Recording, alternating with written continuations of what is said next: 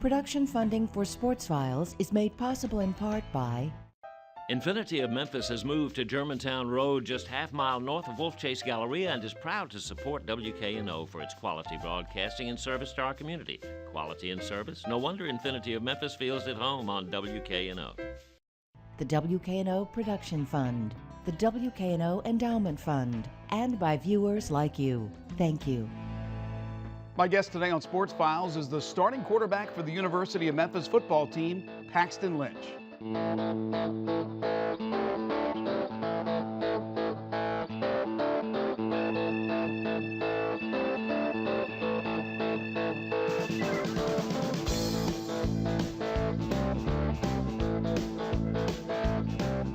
Spring football at the University of Memphis came to a conclusion last Friday with the Tigers' annual spring game, this year known as Friday Night Stripes.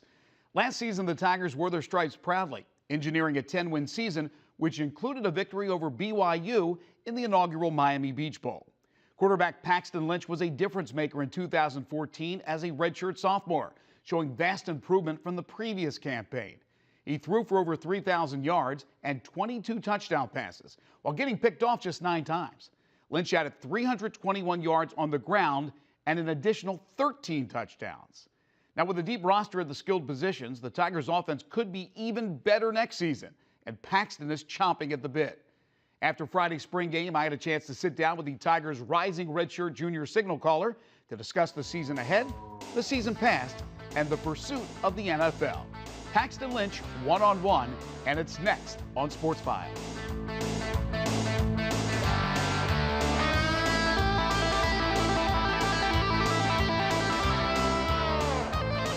Paxton, great to have you on the show again. Thanks.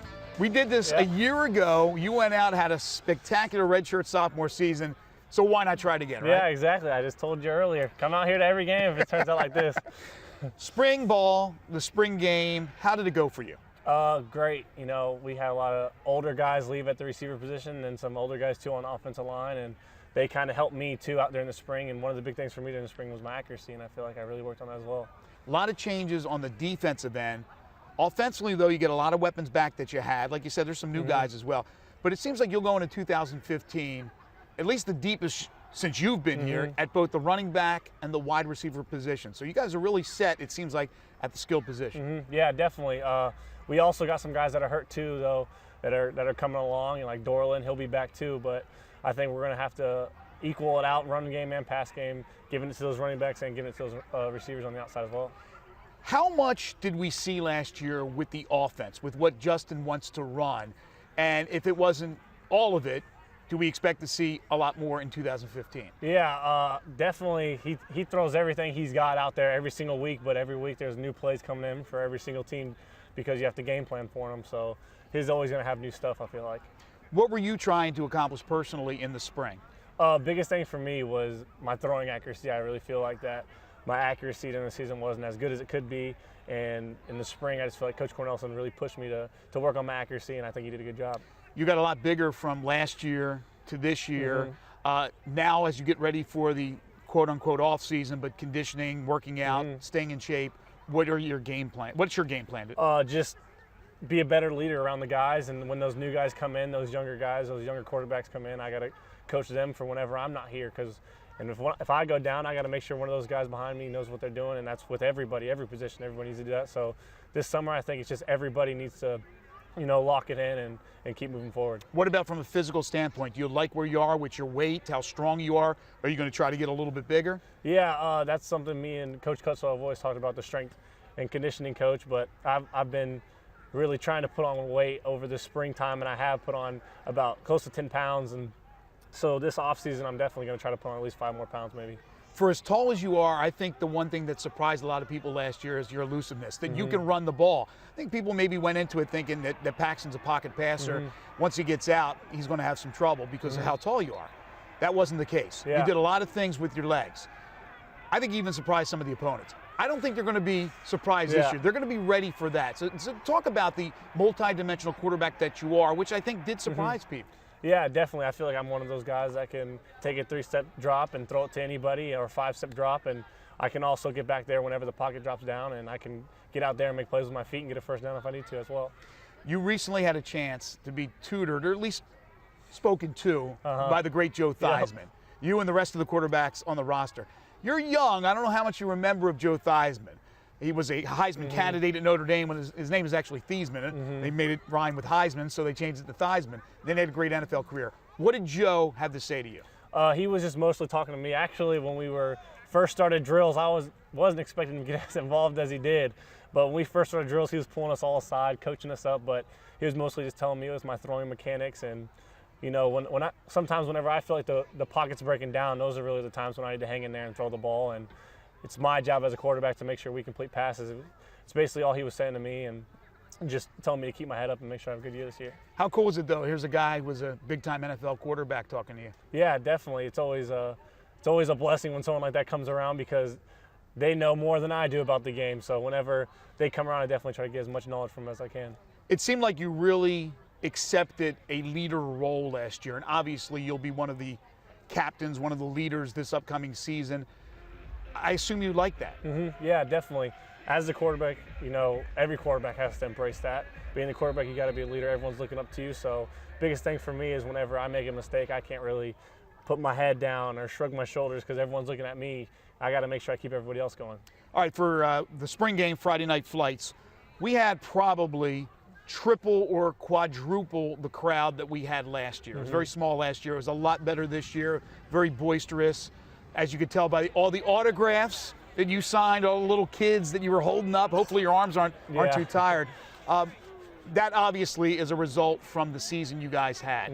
Sure, there's room for improvement. You want to get as many fans as you can. But can you talk about the popularity now, the increased fan support for this football program after the year you guys had? Yeah, when I first got here, there wasn't really anybody here. Those first few seasons, we didn't win that many games, but we started winning the games. The fans started coming out and getting behind us. So whenever I come out here for the spring game and there's a lot of people sitting over there, you know, it gets me fired up for the season to see what they're going to do whenever we have big teams come in here like Ole Miss, how loud they can get for us, because they're just as important to us as we are to them. Was there a turning point last season for you guys?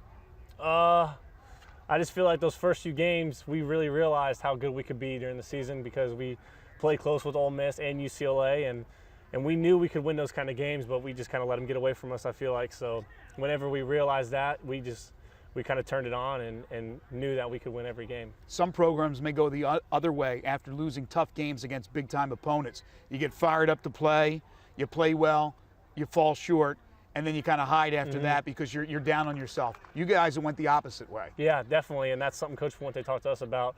And he knew before the season even started, when we played those guys, either we won by a field goal at the end or we lost by a field goal. The season continues, so that was a big thing for us, going each week 1-0, like he said. So we knew that we still had a chance to do something big. So we all kind of turned in the right direction. Once you got to that point where you were starting to win, how confident were you that you could beat anybody? Real confident, and I feel like the guys around us were just as confident too, because we knew that it felt good going into every game knowing that you really controlled the outcome, because you knew that you could outplay a team across from you. But when we made mistakes, it kind of hurt us, so we knew every week as long as we played our game, we had a chance to win. What were your realistic expectations for last season going back to August camp? You're obviously fired up. Everybody feels good when they're 0-0 that they're going to have a big season. You guys went out and won 10 games. They never win 10 games here. Yeah. Hopefully it's a trend. Hopefully it starts a trend. But what were the realistic expectations? Well, when we were coming into camp, we knew that Coach Fuente knew we had a shot at winning every game, even though there was a lot of people that didn't believe that we could win every game on the schedule. And I personally believe that we could, and the guys around us believed it too. So, and then we came out here the opening game and beat Austin Peay by that many points, and we knew how good our offense could be and how good our defense could be with the shutout. We realized that we could beat every team, and I believed it from the jump. How neat was it to be able to, one, play in a bowl game and then to win that bowl game against an established football program like BYU that's won a national championship? What was that experience like down in Miami? Yeah, it was exciting for sure. And I know when I lived there, I didn't live in Miami, but I had been there down there for like a camp or two at the University of Miami, so I kind of knew what it was like out there. But the biggest thing for us was just locking it in, because we knew that the team that really wanted to win would go out there and prepare, and that's what we did, and we knew we were going to have a chance to win that game. What is it like to play for Justin Fuente? It's great. I love it. I know before I got here and I came on my visit, I enjoyed every second of it, and I knew that if I came here and he was anything like he was on my visit, I was going to enjoy it, and I have. Talk more specifically about him. What is it that players want to play for him, fans enjoy watching his teams that he coaches, watching the product? What is it specifically about him? To me, it was just his honesty with me. Before I even got here, I told him I wanted a chance to play. Before I even got here, I wanted to come in and have a chance to go out there and play. And he had been honest with me the whole time and realistic with me. And that's one of the things I've always respected about him. He has never told me one thing and gone back on his word one time. So I definitely respect him for his honesty for me. And he's definitely developed me as a quarterback the best he could. You had a redshirt year. You've had 2 seasons under your belt. You're getting ready for your 3rd. Hopefully, for all the Tiger fans, will be a 4th. But in the back of your mind, you're starting to think about that this could be a profession for you at the next level? Yeah, definitely. And this is something I've always dreamed of as a kid, playing college ball and then making it to the pros. So it's definitely in the back of my mind. But I'm worried about what I'm doing here in this season and the rest of the time I got here. So I'm not thinking too far ahead of anything. I'm thinking of summer workouts and then week 1. You were talking about accuracy. That's the one thing you want to really work on. As far as the throws, do you feel you can make every throw out there? Definitely. I feel like I have the arm strength to go out there and make every throw no matter where it is, whether it's across the field or into the boundary. And that's something that the coaches believe in me with as well.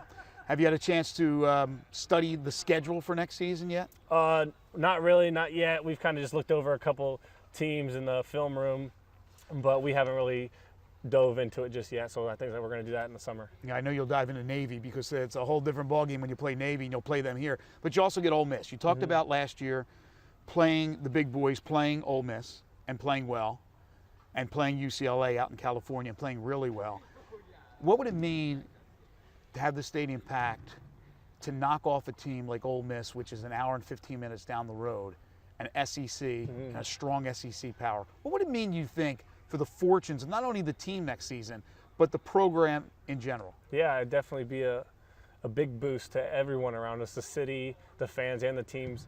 Last year we had a chance to get them, but this year they got to come to our house and deal with our fans like we got to deal with theirs. So I expect our fans to, really get after it that game and be behind us. Do you feel that there's more people now on campus, I'm talking about the students, that are aware of what's happening with this football program, that are coming up to you and saying, hey, great game, when maybe before football, unfortunately, was an afterthought here at Memphis, it was more concentrated on basketball? Yeah, definitely. You walk around campus and people talk to you different. People know who you are. People know more about you and about your game than maybe my first year I was here, when people really didn't talk to any of the football players. But now you walk around and people come up to you and are like, hey, blah, blah, blah, how you doing, this and that, asking about the game. But it's definitely a big change, I feel like. Do you feel that your teammates, especially in the offseason, if you want to get together, everybody will probably go their separate ways for a while, and hopefully you get together as you get closer to camp. But if you wanted to say, hey, guys, I want to throw the ball around. I want you guys, we're going to run some patterns and things like that, then you have that ability to have the guys want to do things with you and have that leadership. Yeah, and that's something I pride myself in, being able to go out there and get some work with these guys. If it's on a Saturday afternoon and I call them up and ask them if they want to go get some routes, and they're down for it. Any of the running backs after practice, I even go throw some routes to the running backs that want to work on their hands. So they have that relationship with me, and I also have that relationship with them. I've heard the story about how you eventually came to Memphis, and it was interesting. But you were not, surprisingly, highly recruited by a lot of schools out of Florida. Was that a surprise to you, or where were you in your game after your high school, your senior season, as you were getting ready to decide what you were going to do for college? Yeah, well, growing up, I didn't really know how the recruiting thing worked, so I just figured how big I was, I would get noticed, because I knew other guys had get noticed, other quarterbacks that were smaller and that I believed I was just as good as were getting noticed, so I just didn't worry about it. But then as my senior year approached and I hurt my knee, I didn't really get looked at that much, and I realized that my All-Star game could have been one of the last games I ever played, just because I wasn't really getting recruited that hard.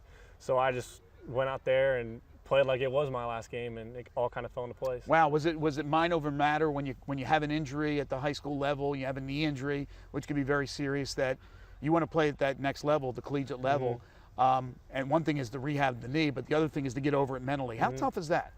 It's real tough, because I know when I first hurt my knee, when I first came back, I was always worried about just one little nick was gonna re-injure it. But when you play football and you're always gonna get hurt, so you just kind of learn how to play through those things. And It's gotten better to where I don't even notice it now. All right, a little rapid fire here to wrap things up. Okay, so far in your career here at Memphis, halfway through, what's been your biggest touchdown pass? What do you think Biggest would touchdown rank pass? number one? Easily overtime pass to Proctor in the corner end zone, because that play, rolling out that way, because we called it a sprint out play, and all season I'd been struggling with that throw, and Coach Cornelison, the quarterback coach, was always like, that's your high school bully, you know, every day he comes and takes your lunch, and that's what we called on the very last play, and I threw a touchdown, and after the game I was like, there ain't no bully no more, and he just started laughing. So. You got it done. It was like Yeah. you got the like the albatross off your back, Definitely, right? definitely. Of course, I would imagine a close. I'm not going to say it's second because you've had a lot of big ones, but the one to get it to overtime was another huge touchdown pass. I think most of my greatest moments here at Memphis came in that last 30, 45 minutes of that game. Who's the toughest guy you've gone up against?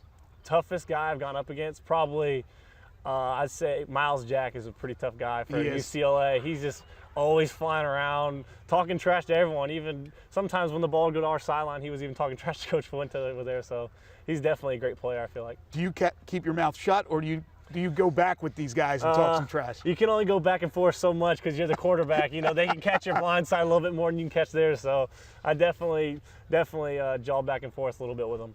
As far as teammates are concerned so far, and I don't want to put anybody out of the spotlight here, but who's the one guy that you just, wow, you go to practice, you go, this guy is just unbelievable?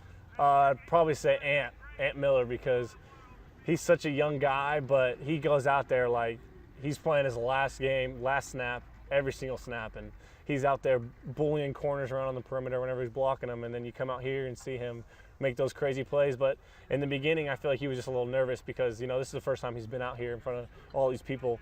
So I know I was nervous. And once he kind of just settled down, he was making plays. Christian Brothers high school kid from Memphis. All right, I'll leave you with this. You just said you were nervous. Okay, you've played in a lot of huge games so far. You played in a big bowl game. You've played against big-time opponents like Ole Miss, UCLA. This is a spring game.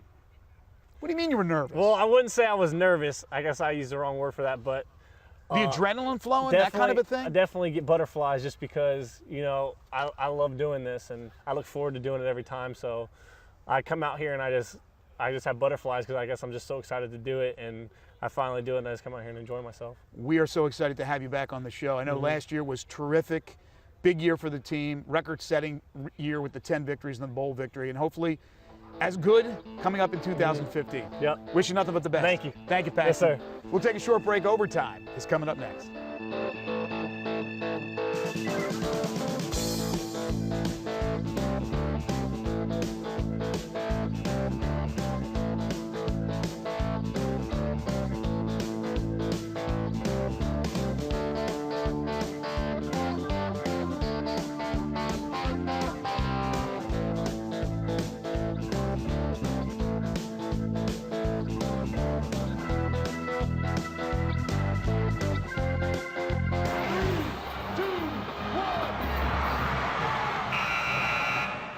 The sport of boxing, the city of Memphis and the Mid-South has had a tremendous relationship over the years.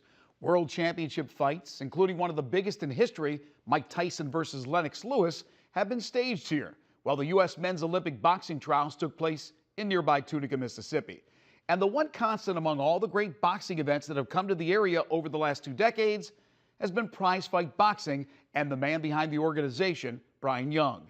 This October, the city will once again be in the boxing spotlight as U.S. boxing returns with the women's trials at the Cook Convention Center.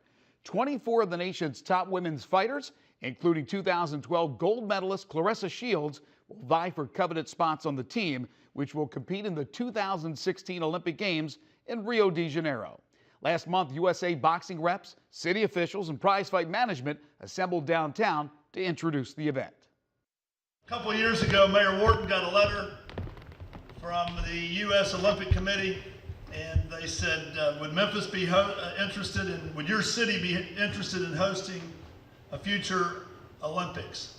We turned to our good friend Brian Young from Prize Fight, who arguably brought one of the biggest sporting events in the history of Memphis and Shelby County, the Lennox Lewis-Mike Tyson heavyweight championship fight here a number of years ago.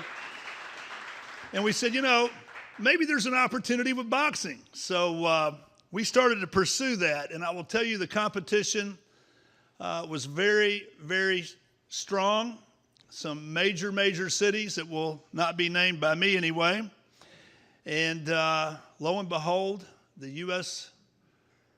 Boxing Olympic Committee has chosen Memphis for the last stop before Rio for the women's trials in October of 2015. We're just honored. This is a great day for Memphis. This is a great opportunity to showcase our city. And, you know, I would be remiss whenever we're talking anything about Olympics not to recognize our Olympic residents, Miss Rochelle Stevens, who won the silver in Barcelona and the gold in Atlanta. She is our Olympic representative in residence here in her hometown of Memphis. Ladies and gentlemen, let me introduce to you the 2012 gold medal winner in Memphis boxing. Please welcome Claressa Shields.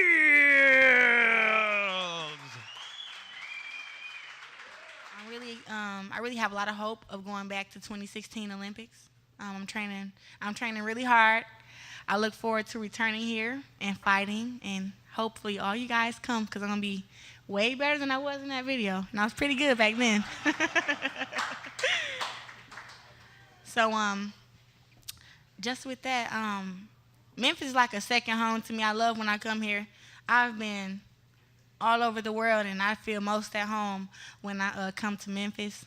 It's just the atmosphere here, so I really look forward to coming here. Hopefully all of you guys bring at least 10 people with you, because there are going to be some great boxing matches. I have some really tough competition coming into this Olympics. It's like at first, when I first won the Olympics, I was 17. I'm 20 now. And now it's like being number one. It's like a bullseye on your back that they're not actually training to go to the Olympics. They're training to beat me. That's it. I'm like the Olympics to them. They beat me, they go to the Olympics. So they're like training really hard. So I have to train. Over the top and be extra ready. So with that, I just hope you guys come, pray, good luck wishes, and follow me to Rio. So that'll be it. Brian, how big of a coup was it for you to bring the trials here to Memphis? Well, I think it was great for the city of Memphis. It's going to be almost a $2 million economic impact, or it should be for our city. And, but we couldn't have done it without the Memphis Convention and Visitors Bureau, and Kevin Kane's leadership and friendship was instrumental in landing this event. It took almost 2 years to get it here, so there were some highs and lows, and it was a long journey. But, of course, today makes it all worthwhile announcing that we were the winners. What do you think the tipping point was that made him decide to bring it here? I don't think there's any question. I think for me it was getting the United States Olympic Committee people here and the USA Boxing folks here, and it was just Memphis is an awesome place, and they felt so much Southern hospitality here. They felt welcomed. People are as always here very friendly and cordial and professional and helping, and we gave them a great tour of the city, and again, the Memphis CVB staff was second to none. They were just so key in putting the icing on the cake and bringing this event to Memphis. What's on the horizon? What's next? I don't know. I just want to get through October 31st first, because this is such a massive undertaking, bringing the Olympic trials here. But I'm just thrilled to be a part of it, and honored to be a part of it. And we're gonna do our best to make sure it's a first-class event, and then we'll start thinking on the next one in early November. Do you have any kind of prognostication to make for Olympics? How do you think the women are going to do in the Olympics? Oh, I feel comfortable in saying I think the women have a great opportunity to not only repeat that one gold medal, but we won the silver in the lightweight division. I think we'll win gold there because we're returning all of our team, providing that they get through the Olympic trials here in Memphis, which there's a lot of stiff competition, a lot of great competition. But I think the U.S. team will be disappointed. And so will the whole boxing community be disappointed if we don't walk away with at least 2 golds and maybe a silver or bronze. But I think certainly that 3 golds are within certainly the realm of possibility. The trials will take place October 25th through the 31st. Now, before we say goodbye, the Grizzlies are gearing up for the postseason after finishing up the regular season last night. Now, our show was taped yesterday afternoon, so unfortunately, we don't know the result of the game and who the Grizzlies will open up the postseason with. Needless to say, the team is searching for a way to find the magic that helped them produce one of the league's best records for a good portion of the season. The big question is, how healthy will this team be for their postseason run? The action begins this weekend. We'll have much more on the Grizzlies for you next Thursday night. Until then, have a great week, and we'll see you next time.